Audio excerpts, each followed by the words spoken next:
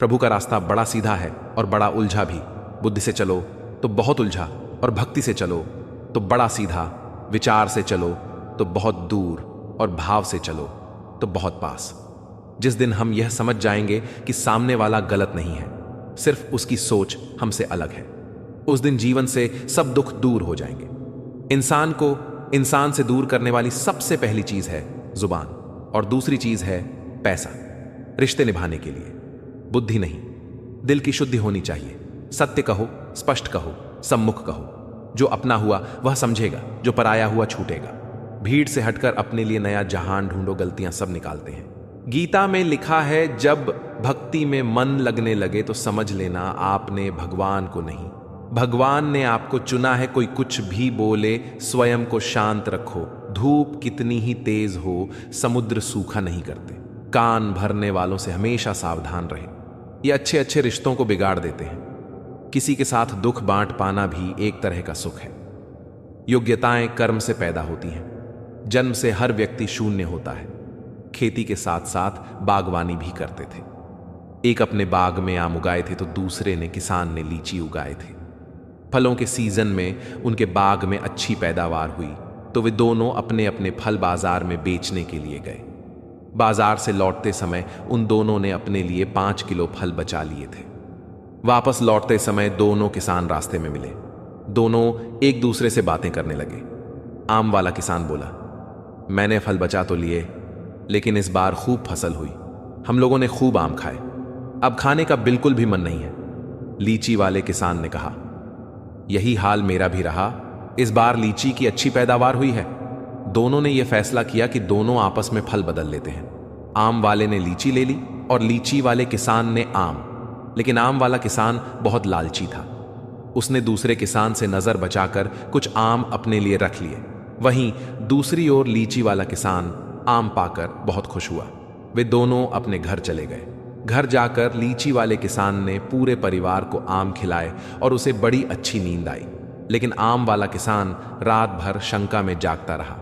उसे यह लग रहा था कि उसकी तरह लीची वाले किसान ने कुछ लीची छुपाकर तो नहीं रख ली है। वह उस रात बहुत परेशान रहा। इस कहानी से सीख मिलती है, जैसा जो व्यक्ति रहता है उसकी वैसी ही सोच रहती है। एक बार एक व्यक्ति अपनी कार को बड़े प्यार से पॉलिश करके चमका रहा था। तभी उसकी बेटी पत्थर से कार पर कुछ लिखने लगी।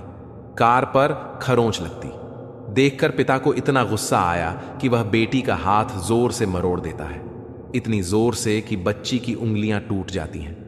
बाद में अस्पताल में दर्द से कराह रही बेटी पूछती है, डैड, मेरी उंगलियां कब ठीक होंगी? गलती पर पछता रहा। पिता कोई जवाब नहीं दे पाता। वह वापस जाता है और कार पर लात बरसा गुस्सा निकालता है। कुछ देर बाद उसकी नजर उसी खरोंच पर पड़ती है जिसकी वजह से उसने बेटी का हाथ तोड़ा था। बेटी ने पत्थर से लिखा था, आई लव यू पापा। इस कहानी से हमें यह सीख मिलती है, गुस्से और प्यार की सीमा नहीं होती। याद रखें कि चीजें इस्तेमाल के लिए होती हैं और इंसान प्यार करने के लिए, लेकिन होता इससे उल्टा है। लोग चीजों से प्यार और लोगों को इस्तेमाल करते। हमारे दुखों के 5 कारण जो अपना मनचाहा प्राप्त होने पर कहते हैं प्रभु की कृपा है, पर मन के विरुद्ध होने पर उदास हो जाते हैं। यही प्रभु की कृपा का अधूरा दर्शन। दुख का पहला कारण है, दूसरे का कुछ भी हो, उसका चाहे अहित हो, वह चाहे दुखी हो, पर हमारा भला होना चाहिए। हमारा यह मलिन स्वार्थ हमारे दुख का दूसरा कारण है।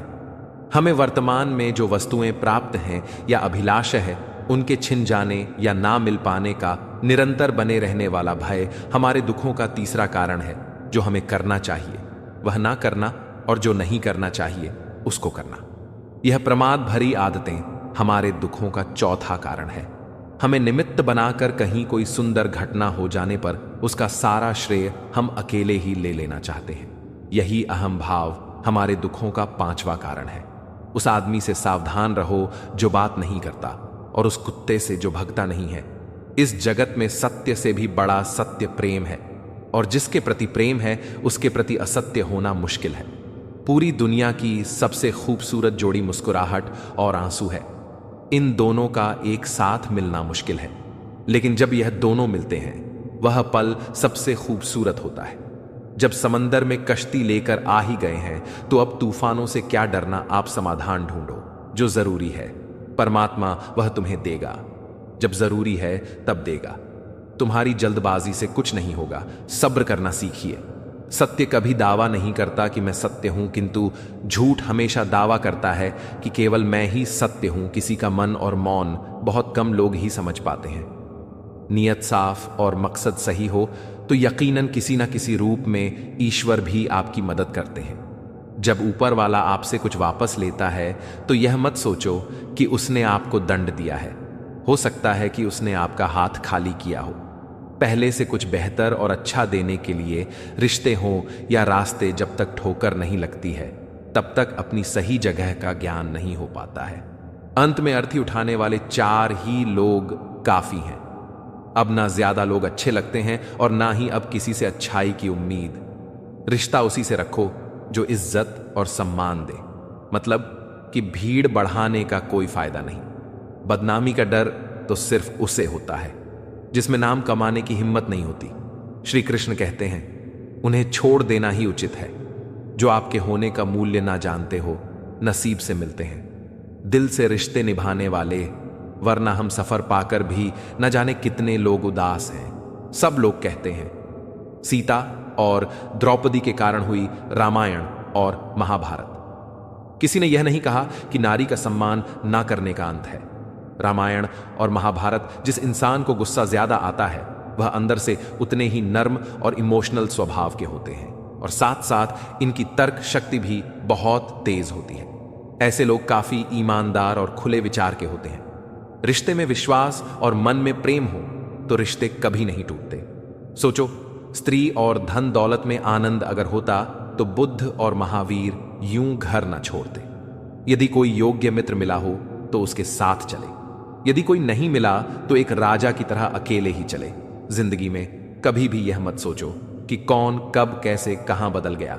सिर्फ इतना देखो वह तुम्हें सिखाकर क्या गया। यही वह वन का ज्ञान है। पीड़ा केवल दुख नहीं देती, ध्यान भी देती है। अगर आप अपने अवचेतन मन में यह डालते हैं कि आपको बस 3 घंटे बाद उठना है, भले ही 2 दिन से आप सोए ना हो, लेकिन 3 घंटे के बाद तरोताजा फील करते हुए आप नींद से उठ जाएंगे। जवानी तुम संसार को देते हो और बुढ़ापा परमात्मा को। तुम्हारे देने से पता चलता है कि मूल्य किसका है। जवानी तुम व्यर्थ को देते हो और बुढ़ापा सबसे से मूल्यवान को। जब शक्ति होती है तब तुम गलत करते हो और जब शक्ति नहीं होती तो तब तुम कहते हो कि अब अच्छा करेंगे। स्वयं विचार करें। अगर आप दूसरों के विचारों से अपनी जिंदगी चला रहे हैं तो एक दिन आप खुद को एक पिंजरे में पाएंगे। अगर कोई रास्ता आपको डरा रहा है तो समझ लेना आगे बहुत बड़ी सफलता आपका इंतजार कर रही है। मछलियां भी खुश हो गईं, यह जानकर आदमी भी आदमी को जाल में फंसाने लगा। इसे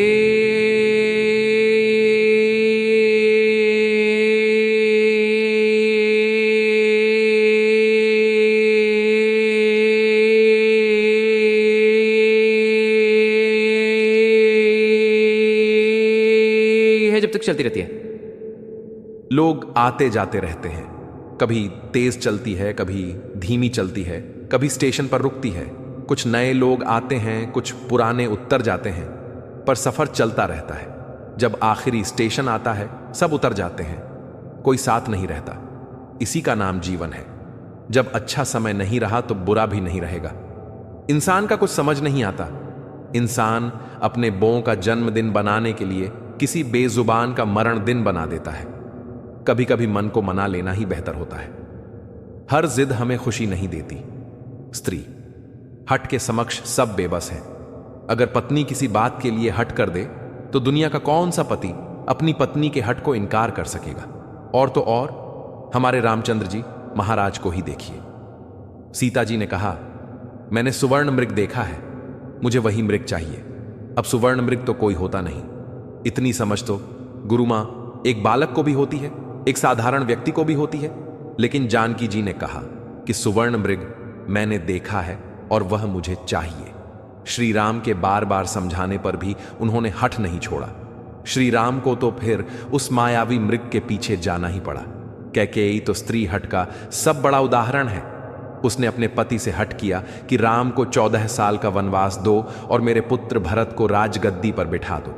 यह न्यायोचित तो था नहीं, नीति विरुद्ध ही था। राजा दशरथ जानते थे कि उनके दिए हुए वरदान का कैकेयी दुरुपयोग कर रही है, फिर भी उनको स्त्री हट के आगे झुकना पड़ा, मानना पड़ा उसके हट को बात। बाल हट, बच्चा अगर हट कर ले और उसकी जिद पूरी करने में पूरे परिवार को भी अगर जुटना पड़ जाए तो परिवार जुट ही जाएगा। हालांकि हट को तो बुरा ही माना गया है, फिर भी अगर बालक हट करे तो क्षमा दी जाती है। यह सोचकर कि बच्चा है, जिद कर रहा कोई स्त्री अगर हट से अपनी बात मनवाना चाहे तो उसका पति अथवा घर के अन्य सदस्य उसकी बात को मानते तो हैं, पर उनके लिए वह एक मजबूरी हो जाती है दिल से, तो वे उसके हट को अच्छा नहीं मानते हैं। आप जैसा करते हैं वैसा ही फल मिलता है। अक्सर आपने कुछ लोगों को हमेशा परेशान रहते देखा होगा। वे इस बात से परेशान हैं, इसका अंदाजा लगाना सबके बस की बात नहीं, क्योंकि वे अपनी चिंता दूसरे से साझा भी नहीं करते हैं। दरअसल आदमी जैसा कर्म करता है वैसा ही फल उसे प्राप्त होता है। ऐसी कहानियां और कथाएं आपने काफी पढ़ी और सुनी होंगी जागरण अध्यात्म में। आज हम आपको इससे जुड़ी ही एक कहानी के बारे में बताने जा रहे हैं। एक समय की बात है, एक गांव में दो किसान थे। स्वास्थ्य सबसे बड़ी दौलत है, संतोष सबसे बड़ा खजाना है, आत्मविश्वास सबसे बड़ा मित्र है, ईश्वर सिर्फ मिलाने का कार्य करते हैं। संबंधों में दूरियां या नजदीकियां बढ़ाने का कार्य मनुष्य स्वयं करता है। मन के झूठ पकड़े, कई दफा हम अपने सच से दूर भाग रहे होते हैं। सुधारे बचपन में सब पूछते थे कि बड़े होकर क्या बनना है, अब जाकर उसका जवाब मिला है कि फिर से बच्चा बनना है। शेर चाहे किसी भी नस्ल का हो, कुत्तों पर हमेशा भारी पड़ता है। अकेले रहने का भी अपना ही सुकून है, ना किसी के आने की खुशी, ना किसी के छोड़ जाने का गम, परेशानी का कोई पैमाना नहीं होता है जनाब। कुछ लोग तो यही सोचकर परेशान रहते हैं, ये सामने वाला इतना खुश क्यों है मुझसे। तजुर्बे मत पूछो, जिंदगी के उम्र मेरी शर्मिंदा हो जाएगी, मत खोल। मेरी पुरानी किताब को ए दोस्त, हर उस शख्स ने दिल दुखाया जिस पर मुझे एतबार था, झुक जाते हैं। जो लोग आपके लिए किसी भी हद तक वह सिर्फ आपकी इज्जत ही नहीं, आपसे मोहब्बत भी करते हैं। मैंने जिंदगी से पूछा कि तू इतनी जिंदगी हम यही सोचकर गुजार देते हैं कि 4 लोग क्या कहेंगे, और 4 लोग अंत में बस यही कहते हैं कि राम नाम सत्य है। कंस से रिश्ते की शर्म करते तो कृष्ण जी उसे कभी मार नहीं पाते। बुराई का विरोध जरूरी है, चाहे कोई आपका रिश्तेदार हो या कोई सगा संबंधी। अपने आप को किसी भी काम में व्यस्त रखें, क्योंकि व्यस्त आदमी को दुखी होने का समय ही नहीं मिलता। आजकल लोग समझते कम और समझाते ज्यादा हैं, इसीलिए तो रिश्ते सुलते कम और उलझते ज्यादा हैं। कठिन क्यों है? जिंदगी में कुछ भी करना है तो सच बोल दो घुमा। जिंदगी ने हंसकर कहा कि दुनिया आसान चीजों की कद्र नहीं करती। मुझे उन लोगों से कोई दिक्कत नहीं है जो मुझे पसंद नहीं करते, दिक्कत मुझे उनसे है जो मुझे पसंद करने का दिखावा करते हैं। फिर आके बात मत करो किसी भी मनुष्य की राधे राधे।